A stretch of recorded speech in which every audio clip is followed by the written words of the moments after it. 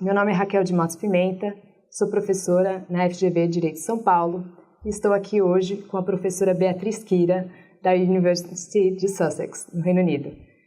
Ela é doutora em Direito Econômico e Economia Política pela USP e mestra em Ciências Sociais da Internet pela Universidade de Oxford. Atualmente, ela é co-chair da Rede Colaborativa de Direito e Economia Política da Law and Society Association e também pesquisadora sênior associada no Digital Speech Lab da University College London.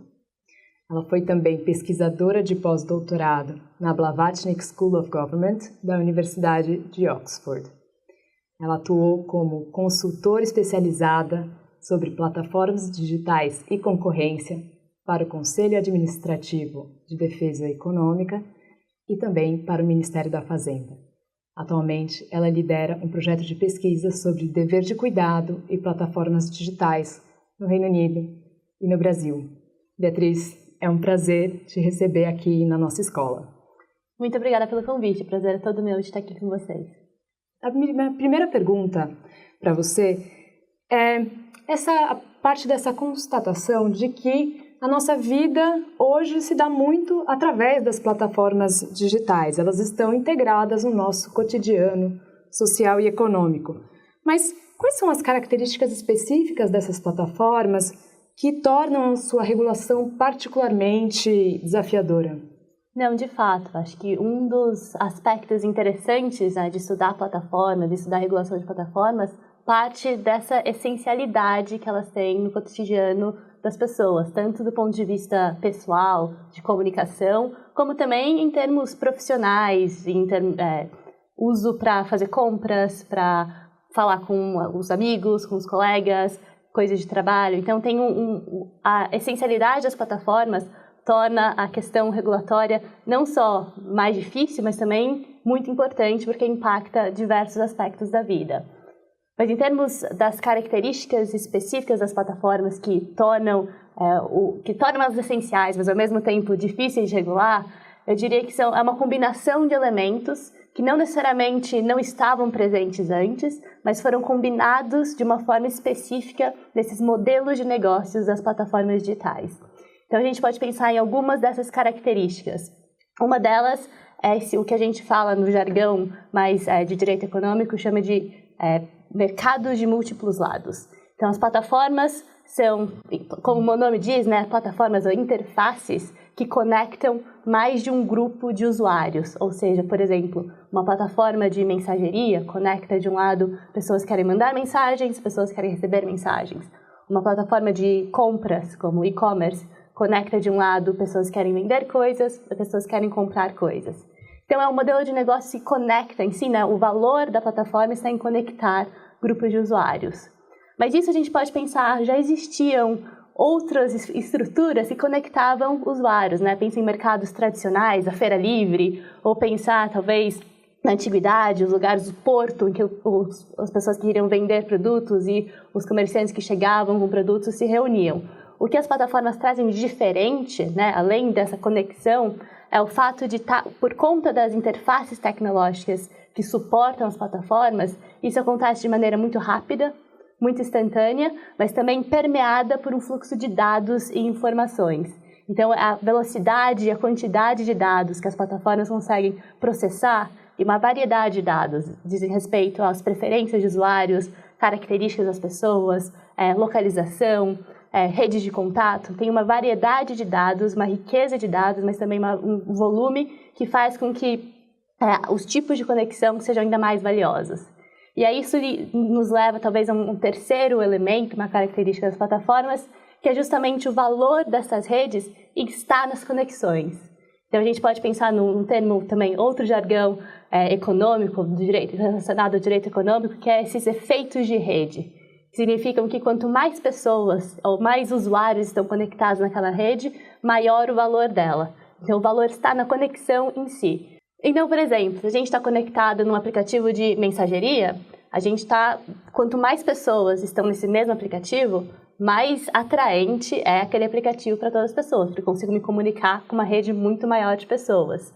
Do mesmo jeito, por exemplo, um aplicativo de entrega de alimentos. Quanto mais restaurantes fazem parte daquela rede, mais atrativa a rede é para os consumidores que querem usar a plataforma. Então, esses efeitos de rede, tanto diretos, do mesmo lado da plataforma, quanto os indiretos, são outra característica das plataformas digitais que fazem com que esse modelo de negócio seja tão bem sucedido no cotidiano atual. E, bom, regulação não é uma novidade propriamente, né? Nós regulamos diversos setores da economia. Qual é a especificidade ou a não especificidade quando a gente está falando sobre, então, regulação de plataformas digitais? Essa é uma excelente pergunta. Muitas pessoas, quando enfrentam as plataformas, tentam pensar em analogias. Então, a gente está regulando plataformas que outros modelos de negócios ou que outras indústrias são caracterizadas por alguns desses elementos. A gente pode pensar, por exemplo, plataformas como talvez poderiam ser comparadas com serviços essenciais ou outros monopólios naturais, pensando talvez em telecomunicações, energia. São áreas em que o tamanho da rede também ajuda na provisão do serviço. Então, a gente pensa, por exemplo, em termos de telecomunicações. Quanto maior a rede de pessoas conectadas por telefone, mais atraente a rede fica.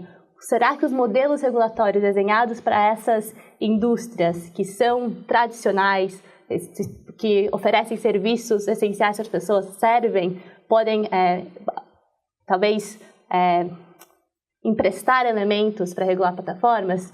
Eu acho que há coisas a se aprender desse histórico regulatório, mas eu diria que as plataformas elas trazem novos elementos e novos desafios ao direito, que existem ajustes, um ajuste de lentes, não só em termos de pensar a adequação dos mesmos modelos regulatórios, então até que ponto faz sentido manter um monopólio natural, talvez pensar em modelos de interoperabilidade para regular, e até que ponto a gente precisa de novos modelos regulatórios. Talvez a combinação do tamanho da rede, do fluxo de dados e desse fato de conectar grupos de usuários seja específico das plataformas nesse contexto e exige pensar novas formas de regulação, mas sem deixar para trás todo o histórico, inclusive em termos de aprendizado institucional das instituições e dos órgãos reguladores que foram acumulados ao longo do tempo e de outros modelos, de outros, talvez, ciclos regulatórios.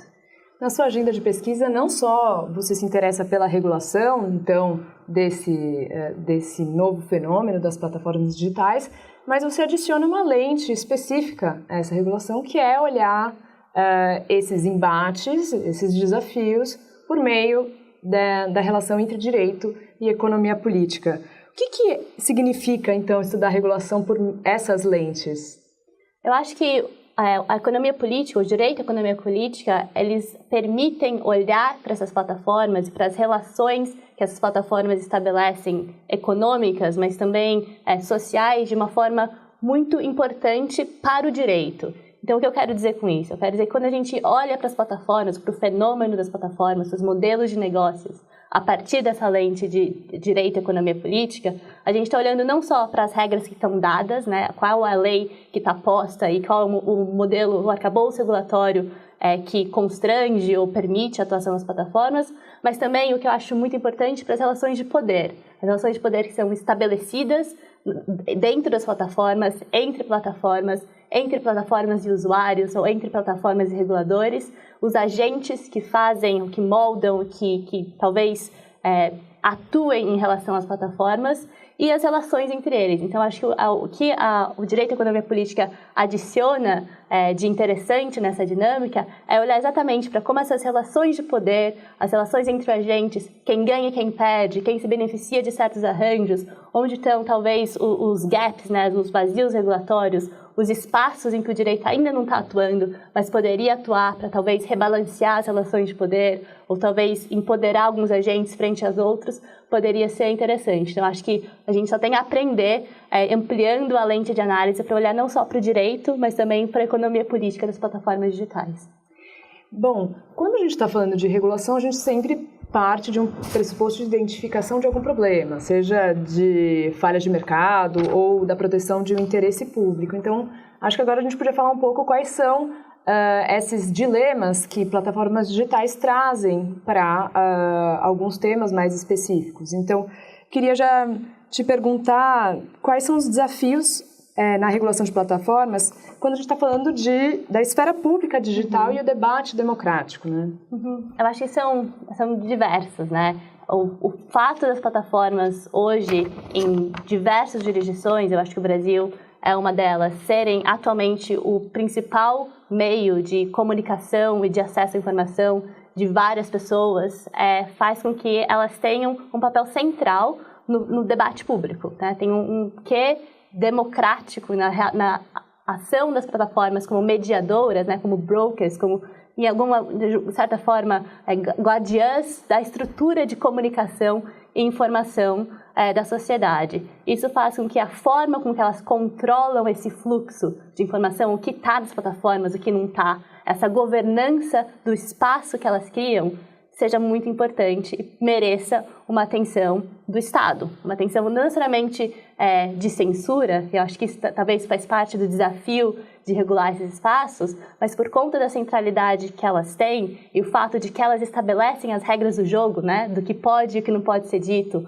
o post que pode estar online, o post que não pode, o conteúdo que é permitido e o que não é permitido, faz com que seja muito importante olhar para essas plataformas de uma perspectiva regulatória também. Quais são os limites para o que elas podem decidir e o que elas deveriam, talvez, estar sujeitas a formas de transparência, de prestação de contas? Quais os limites do que as plataformas podem decidir em termos de liberdade de expressão mesmo? São direitos que estão em jogo na estruturação desses espaços, né, privados, de certa forma, das plataformas, mas que exercem, têm um papel público. Tem uma autora americana que eu gosto muito, o nome dela é Clayton Klunick, ela é uma professora nos Estados Unidos, que ela fala que as plataformas são as novas esferas digitais, as plataformas são as novas praças públicas. Na verdade, as empresas que controlam as plataformas são os new governors, os novos governantes desses espaços virtuais. Nesse sentido, a relação, né, de governança, ao meu ver, e a minha agenda de pesquisa parte desse pressuposto, não deve ser apenas privada, porque as plataformas exercem uma função pública tão importante, algum tipo de arcabouço regulatório de natureza democrática tem espaço nesse debate também. E quais seriam alguns exemplos, você que tem essa experiência internacional, quais alguns exemplos de como os países têm lidado com essa relação entre plataformas e debates públicos e debate democrático?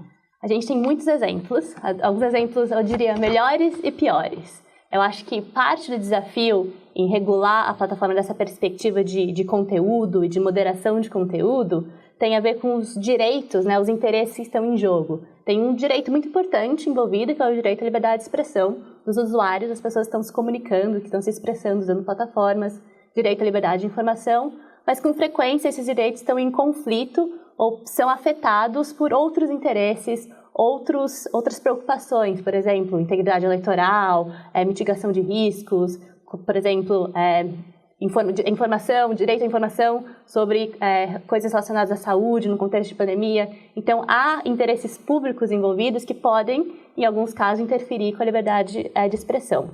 E alguns estados, algumas jurisdições pensam, então, o papel do Estado decidir o que pode e o que não pode estar online. As plataformas devem ou não devem veicular. Um tipo de regulação de uma forma um pouco mais comando e controle, né? O que pode e o que não pode.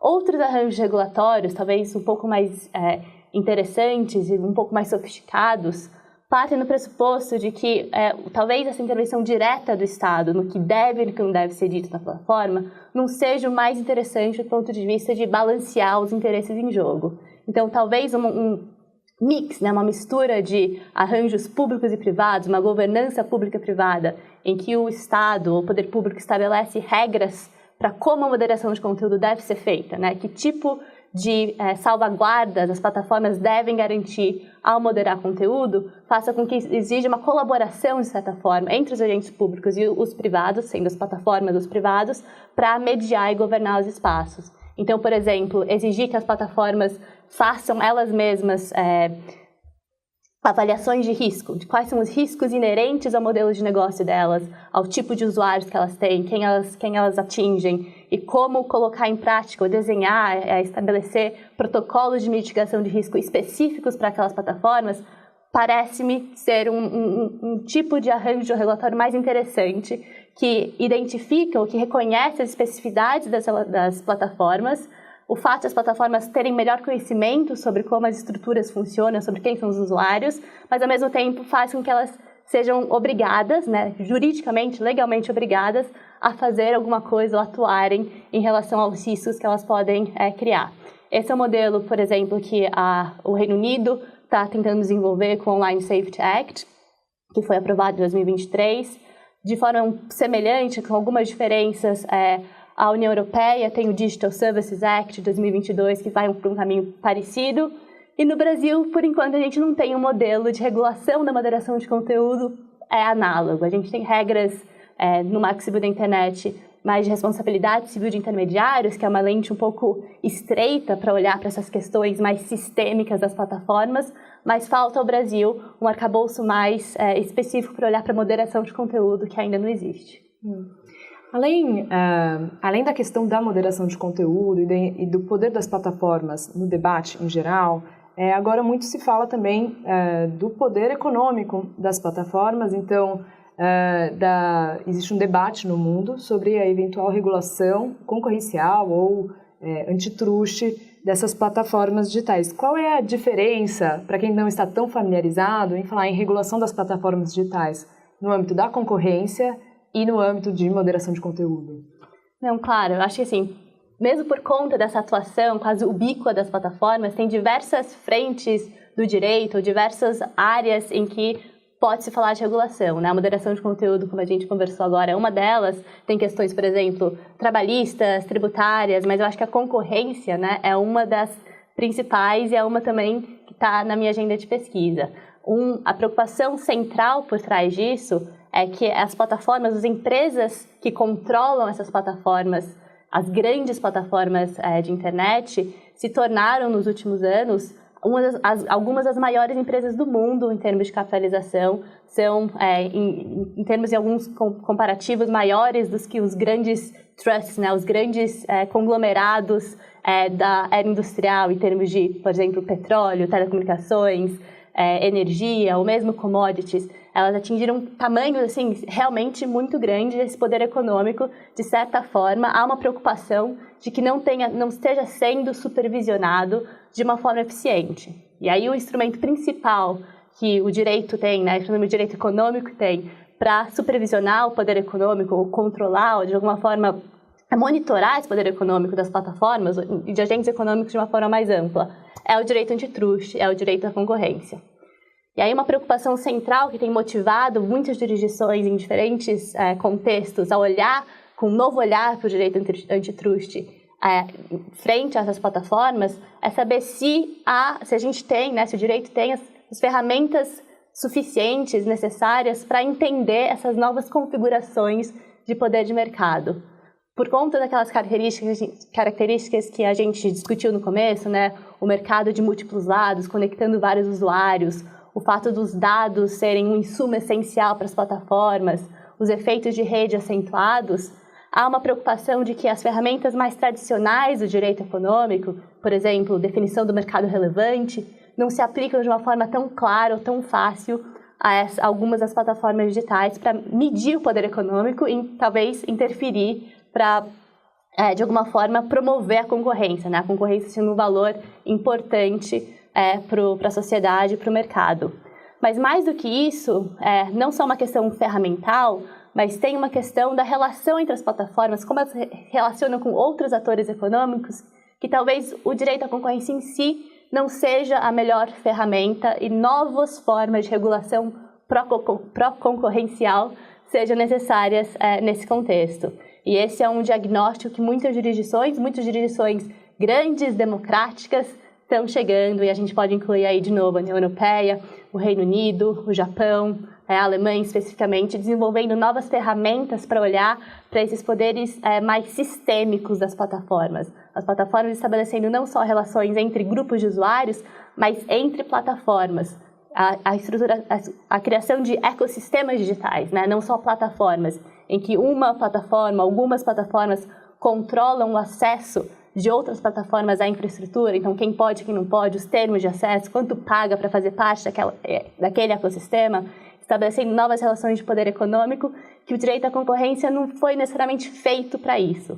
Então, muitas jurisdições estão passando, né, adotando novas regulações concorrenciais para olhar exatamente para essas relações mais sistêmicas. A União Europeia usa o termo gatekeeper, né, são as plataformas essenciais que controlam o acesso de outras plataformas. O Reino Unido, por exemplo, usa um termo diferente, usa o termo SMS, Strategic Market Status, para plataformas que controlam esse tipo de acesso essencial. E eu acho que nessa frente de regulação da concorrência ou de abertura do mercado digital à concorrência, o Brasil está avançando num jeito muito bacana. Tem uma proposta na mesa recentemente, uma série de recomendações que foram feitas pelo Ministério da Fazenda e pela Secretaria de Reformas Econômicas para reformar o antitruste brasileiro, não só para lidar melhor com as plataformas e as relações dentro das plataformas, esse fato delas serem redes e necessitarem algum tipo de olhar mais adequado na aplicação do direito à concorrência, mas também de empoderar o CAD como regulador e reformar a lei de concorrência brasileira para olhar para esses atores de relevância sistêmica de uma forma diferente, podendo aí estabelecer uma série de obrigações para as plataformas que tenham essa relevância sistêmica em termos de interoperabilidade, de não discriminação dos atores que fariam parte ou que dependem dela para oferecer seus serviços e produtos. Tem regras em relação a, por exemplo, não tratar de uma forma melhor seus próprios produtos e serviços em relação ao de outros. Então, uma série de regras, né, de comportamentos que seriam proibidos para alguns atores, de forma a promover maior concorrência, maior contestabilidade dos mercados e possibilitar que novas empresas, startups ou empresas brasileiras tenham, de fato, um ambiente mais competitivo de negócio para atuar. Então, essa é uma proposta muito importante do ponto de vista de políticas públicas de abertura do mercado digital no Brasil. Acho que essa é uma outra pergunta interessante, né? Em que medida promover mais concorrência facilita valores importantes, né, para o funcionamento do bom mercado, como facilita a geração de inovações, a geração de riqueza. Por vezes, esse debate de plataformas digitais, para quem não está familiarizado, pode parecer muito longe. Afinal, elas foram muito inovadoras. Elas trouxeram mudanças significativas. Elas criaram mercados que sequer existiam. Então, por que a gente acha que promover mais concorrência permitiria ter outras inovações? O que está acontecendo? Não, é excelente. Essa relação entre concorrência e inovação nem sempre é muito claro ou evidente para os usuários das plataformas. Muita gente pode olhar e falar assim, eu estou satisfeito com o que está acontecendo aqui, com os serviços que estão sendo oferecidos. Mas tem esse outro lado de o que mais poderia estar acontecendo, que outros serviços, que outras possibilidades, que outros produtos poderiam estar sendo oferecidos ao público, aos consumidores, se o mercado fosse mais competitivo, se tivesse mais abertura, quais inovações importantes poderiam estar sendo criadas, que não estão por conta do controle de acesso, controle a dados, controle da infraestrutura por alguns atores com maior poder econômico. Eu acho que um paralelo interessante aqui pode ser a regulação do setor financeiro no Brasil, que foi por muito tempo muito concentrado nos grandes bancos e por conta de uma atuação regulatória do Banco Central, mas também um desenho de políticas públicas para a abertura do mercado e com isso possibilitou a criação de serviços financeiros pelas fintechs, que hoje em dia servem uma fatia de mercado muito significativa no Brasil, que não seriam possíveis se o mercado não tivesse sido regulado. Então, a regulação e inovação, eu gosto de dizer para os meus alunos que a regulação ela não é inimiga da inovação. Em muitos contextos, a regulação é necessária para fomentar formas de inovação que possam ser mais pró-consumidores, mais benéficas, não só aos usuários finais, mas também aos usuários profissionais de plataformas. Então, as pequenas empresas que dependem de alguns tipos de plataformas, por exemplo, para vender produtos, ou então a gente pode pensar, por exemplo, em restaurantes que dependem de alguma infraestrutura de plataforma para chegar aos usuários, ou então a gente pode pensar em motoristas de aplicativos que vão ter acesso a informações mais claras sobre a estrutura de preços por conta de uma forma de regulação que abra a caixa preta das plataformas. Então, tem uma relação entre inovação e concorrência inovação, concorrência e regulação, né, pode ser muito benéfica. A regulação tem esse poder não só de fomentar a concorrência, mas também de abrir a inovação, novos tipos de inovação que podem beneficiar a sociedade como um todo. Uma última pergunta bom, a gente geralmente pensa em concorrência como tradicionalmente voltada à promoção do bem-estar do consumidor. Existe uma crítica já bastante conhecida que promoção do bem-estar do consumidor foi lida por muito tempo como